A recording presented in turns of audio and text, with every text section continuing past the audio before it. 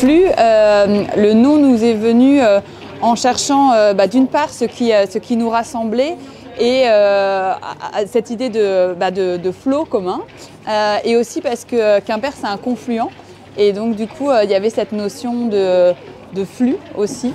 Et on est juste à côté du Ster, donc on trouvait que c'était chouette d'avoir les flux numériques, les flux migratoires, les flux menstruels, tout ce qu'on veut qui convergeait. Et puis aussi parce qu'on a envie que ce lieu il y a un flux de gens qui passent et qu'on ait aussi une convergence de ces flux pour pouvoir faire des projets en commun. Il y a deux associations qui sont aujourd'hui vraiment en co-construction du projet. C'est l'association Les Portes Logiques qui travaille sur le numérique créatif et l'association Gwenili qui travaille sur les échanges interculturels. Et à côté de ça, depuis le début, l'association DIFEN est aussi membre actif. Et l'association Canarmor est aussi partie prenante depuis pas mal de temps sur un partenariat pour inclure des personnes en situation de handicap et aussi pour essayer d'imaginer la construction d'un Human Lab. Un Human Lab, c'est un Fab Lab, donc un atelier de fabrication numérique qui est pensé par et pour des personnes en situation de handicap, avec l'idée que pour travailler leur autonomie, elles peuvent elles-mêmes créer des outils, des aides à l'autonomie. Donc par exemple, quelqu'un qui veut adapter une trottinette électrique pour pouvoir la faire avec son handicap, et du coup il va pouvoir imaginer une aide technique ou une transformation de sa trottinette pour pouvoir l'utiliser avec ses particularités à lui ou à elle.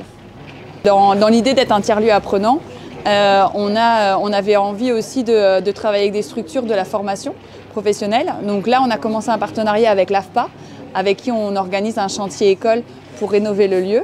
Et c'est un partenariat qu'on a envie de construire dans la durée. Et à côté de ça, il y a une autre association qui s'appelle Initiative Formation qui organise également de la formation professionnelle et de l'accompagnement à des projets de réinsertion, avec qui on va travailler également aussi pour faire toute une réflexion aussi sur les formes d'apprentissage qu'on peut avoir et comment le tiers-lieu, qui est un espace où on fait ensemble, peut être aussi une autre forme d'apprentissage pour les gens qui accompagnent, quoi. Un tiers-lieu, on dit c'est un lieu qui est entre la maison et le travail. Donc c'est un lieu qui est un espace de convivialité, mais aussi de travail, de formation, d'apprentissage. Et c'est un lieu où on décide de mettre les choses en commun. Donc c'est un espace d'abord, mais aussi des outils, des ressources, des savoirs, des savoir-faire qu'on va décider de mettre en commun et de créer, pour créer ensemble des nouvelles propositions, des nouveaux services, des nouvelles choses pour un territoire. On aura d'abord un café. Pour nous, c'était important d'avoir un espace connu de toutes et de tous, qui soit vraiment dédié à la convivialité, à la rencontre et qui soit facile d'accès, parce que tout le monde ne connaît pas un tiers-lieu, tout le monde ne connaît pas un Fab Lab ou un Human Lab ou un espace de coworking. Et donc l'idée, c'était de se dire comment on crée une porte d'entrée vers notre lieu qui soit ouvert à tout le monde facilement. Donc il y aura un café qui sera notamment géré par des bénévoles. Et dans lequel il y aura aussi toute une programmation qui sera militante, artistique, culturelle, ce qu'on aura envie d'en faire finalement. On aura deux espaces de coworking, donc des espaces de bureaux partagés, on va dire, de gens qui veulent venir travailler plutôt au calme, mais dans un espace où il y a d'autres gens, ce qui peut être aussi rompre la solitude des fois du télétravail et aussi stimulant quand on travaille beaucoup tout seul. Et il y aura des espaces de formation, donc on aura une grande salle et une petite salle de formation où il pourra y avoir aussi toutes sortes d'activités. Et un grand atelier avec une partie atelier bricolage, atelier bois, un peu classique on va dire, une partie avec des machines à commande numérique et donc ce qu'on appelle un Fab Lab, un atelier de fabrication numérique qui sera géré par l'association Les Portes Logiques et eux vont avoir toutes sortes de machines à commande numérique avec notamment un pôle textile, un pôle son, un pôle graphisme un pôle électronique et un petit centre de ressources également pour pouvoir continuer aussi des apprentissages plus techniques. Au départ, on a fait les plans pour le permis de construire, c'est un gros chantier quand même, donc on avait besoin d'un permis de construire.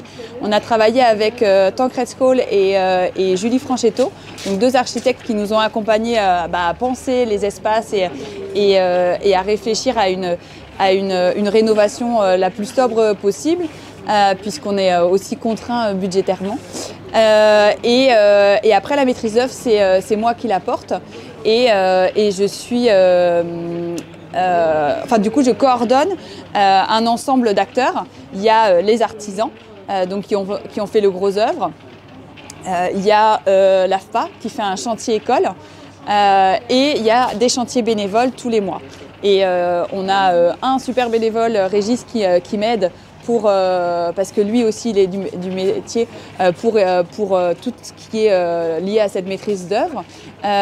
Et sinon, on organise avec chacune, selon les besoins, l'organisation du chantier. Donc c'est Flux qui paye tous les matériaux. Et à côté, c'est soit des bénévoles, soit des stagiaires de la formation professionnelle qui sont en train de rénover le lieu. En gros, les artisans ont à peu près fini maintenant. Et l'ouverture se fera en septembre 2023, normalement.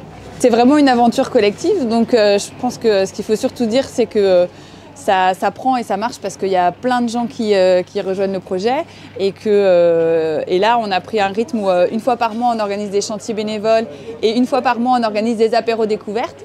Et du coup, il ne faut pas hésiter à venir à regarder sur notre site pour voir les prochaines dates. Le prochain, c'est le 17 mars. Et c'est intéressant de visiter le chantier maintenant aussi pour après voir l'évolution au fur et à mesure et nous rejoindre si ça dit.